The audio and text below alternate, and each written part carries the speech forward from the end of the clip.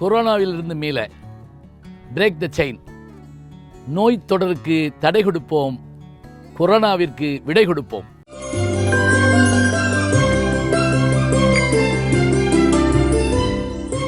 வணக்கம். சமீபத்தில் என்னை அதிர்ச்சி அடைய வைத்த ஒரு படம் எப்படின்னு பார்த்தீங்கன்னா, நெட்ஃப்ளிக்ஸில் வெளியான படம் சோசியல் டயலமா. இந்த படம் ஆங்கிலத்தில் அமெரிக்க வெளியீடாக வெளிவந்திருக்குது. இது ஒரு 1.5 மணி நேரம் ஓடக்கூடிய ஒரு டாக்குமெண்ட்ரி ஃபிலிம் தான். அது செய்தி படம் தான். இது என்ன அப்படி அதிர்ச்சி அப்படின்னா, பேய் படம்னு நீங்கள் நினச்சிடாதீங்க. ஏன்னா இப்போ சமீபத்தில் அதுதான் அதிர்ச்சின்னு நினைக்கிறோம். இந்த படம் இனி வரக்கூடிய மனித குலத்துக்கு சொல்லப்பட்ட ஒரு எச்சரிக்கை மணியாக இதை நம்ம கருதணும்.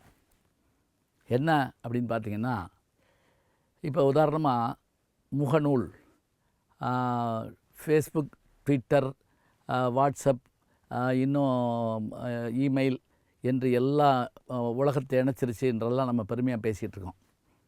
ஆனால் என்ன அப்படின்னு கேட்டிங்கன்னா, இதை உருவாக்கியவர்களெல்லாம் அவர்கள் வியாபாரத்திற்காக உருவாக்குனாங்க, புதிய கண்டுபிடிப்புகளுக்காக உருவாக்குனாங்க, சரியாக போச்சு.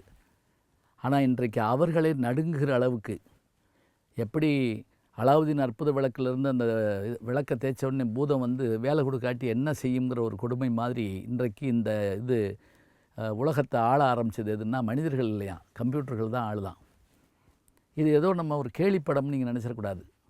எப்போவுமே ஹாலிவுட் பிக்சரில் எந்திரம் மனுஷனை காட்டில் அவங்க கொடுமை உள்ளதாக இருக்கிற மாதிரி காட்டுவாங்க. ஆனால் அது உண்மைங்கிறாங்க.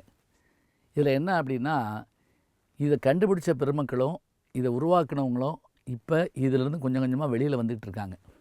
இப்போ நம்ம ஊரில் கூட சொல்கிறாங்கள்ல, சில ஒருத்தர் என்கிட்ட சொன்னார், பெரிய கோடீஸ்வரர் என்கிட்ட சொன்னார், சாதாரண அலைபேசி வச்சுருந்தார்.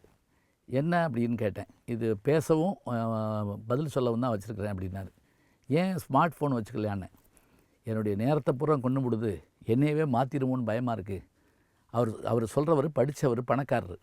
சொல்லிவிட்டு ஒரு சின்ன சாதாரணமாக ஃபோன் வந்தால் பேசுகிறது எடுக்கிறது மட்டும் வச்சுக்கிட்டா போதும், தொலைத்தொடர்புக்கு மட்டும் போதும் அப்படின்னு வச்சுட்டார். வேறு எதுவுமே வேண்டாம் அப்படிங்கிறாரு. இது நம்ம ஊருக்கார் சொல்கிறாருன்னா இதைத்தான் இந்த படம் சொல்லுது. என்ன செய்தான், எப்படி சூதாடுகின்ற இடத்திலும் மது அருந்துகின்ற இடத்திலும் மனிதர்கள் மாட்டிக்கொண்டால் மீள முடியாதோ அதுபோல தான் இதுங்கிறாங்க.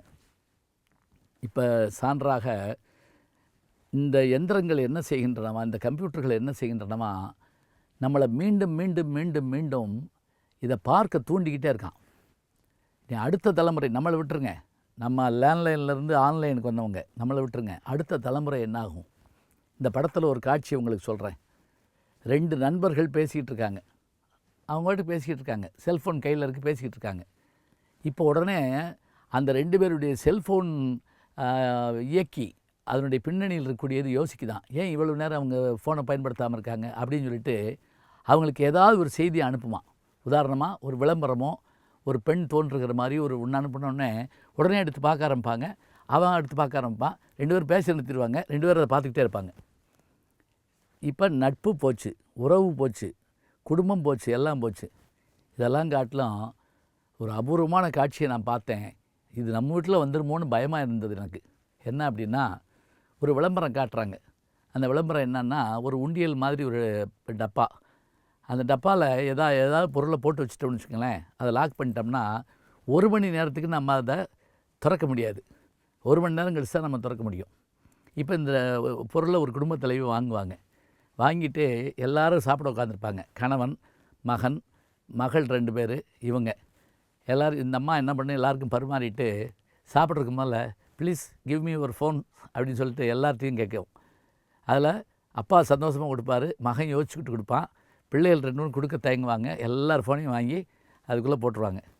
போட்டுட்டு சந்தோஷமாக பேசிக்கிட்டு சாப்பிட்டுக்கிட்டு இருப்பாங்க. திடீர்னு அந்த சின்ன பொண்ணு எந்திரிப்பா, 10-15 வயசு இருக்கும். இந்த சின்ன பொண்ணு எந்திரிப்பா, எந்திரிச்சு போய் திறக்க போவா. அம்மா சிரிப்பாங்க, 1 மணி நேரத்துக்கு திறக்க முடியாதுப்பா அப்படிம்பாங்க. உடனே எல்லோரும் சிரிப்பாங்க. ஒரு நிமிஷம் கழித்து பார்த்தா அந்த பெண்ணு படார்னு ஒரு சின்ன கோடாரி மாதிரி கொண்டு அதை உடச்சி எடுத்து அது கொண்டு போயிடுவா. அதாவது வெறி பிடிச்சவர்கள் எப்படி நடப்பாங்களோ, போதைக்கு அடிமையானவர்கள் தங்களுடைய கைகால்களை கிழித்து கொள்வது போல அலைபேசி, தொலைபேசி போன்றவையும் இதில் இருக்கின்ற பகுதிகளும் இத்தனை தீமையை செய்யப்போகின்றன என்று அவர்கள் சுட்டி காட்டுகிறார்கள். நம்ம வீட்டு குழந்தைய பாருங்கள், சரி அவன் அழுகாமல் இருக்கட்டுங்க, கொடுங்க கொஞ்சம் நேரம், பிள்ளை அழுகாமல் இருக்கான்ல என்று நாம் பழக்கி விட்டு விட்டால் பிற்காலத்தில் அவர்களுக்கு சிந்தனை திறன் குறைந்து போகுமா. மனிதன் குரங்கிலிருந்து வளர்ந்து பரிணாம வளர்ச்சியில் முன்னுக்கு வந்திருக்கிறான். இன்னும் சொல்வதாக இருந்தால் தரையிலிருந்து நிமிர்ந்திருக்கிறான். நிமிர்ந்த மனிதன் மீண்டும் குரங்காக மாறிடக்கூடாது. இன்றைக்கு கணினிகள் மனிதனை ஆட்டி படைக்க தொடங்கிவிட்டன. தயவுசெய்து நீங்கள் கவனமாக இருங்கள். கொரோனா எப்படி விழிப்புணர்வு வேண்டும் என்று சொல்லுகிறதோ அதுபோல் இதிலிருந்தும் நான் விழிப்புணர்வு பெற வேண்டும். இதை நான் சொல்லலைங்க, சாதாரண தமிழ்வாதியாரை நான் சொல்லலை. யாரெல்லாம் இதை கண்டுபிடிச்சாங்களோ அந்த பெரிய மனிதர்கள் சொல்கிறாங்க, இது உங்களுடைய நேரத்தை கொன்றுவிடும், இது கவனமாக இருக்கிறார்கள். தயவு செஞ்சு இந்த படத்தை பாருங்கள், சோசியல் டயலமா. என்ன இது தமிழ் மொழியில் மொழிபெயர்க்கப்பட்டிருக்கான்னு எனக்கு தெரியல. நான் பார்த்தது ஆங்கிலத்தில் தான், எனக்கு ஓரளவுக்கு தான் புரிஞ்சதுன்னு வச்சுக்கோங்களேன். இருந்தாலும் கூட அந்தந்த மொழிகளில் இது மொழிபெயர்க்கப்படுமே ஆனால் மனித இனம் காப்பாற்றப்படும். தவறாமல் பாருங்கள் சோசியல் டயலமா. அன்பிற்கினிய யூடியூப் நேயர்களே, நீங்கள் என்னோடு இன்னும் நெருக்கமாக தொடர்ந்து வர வேண்டும் என்று சொன்னால் இன்ஸ்டாகிராம், ட்விட்டர் போன்ற பதிவுகள்லையும் என்னை நீங்கள் தொடருங்க. பின்தொடர்ந்து வாருங்கள். நாம் எல்லோரும் முன்தொடர்ந்து செல்வோம்.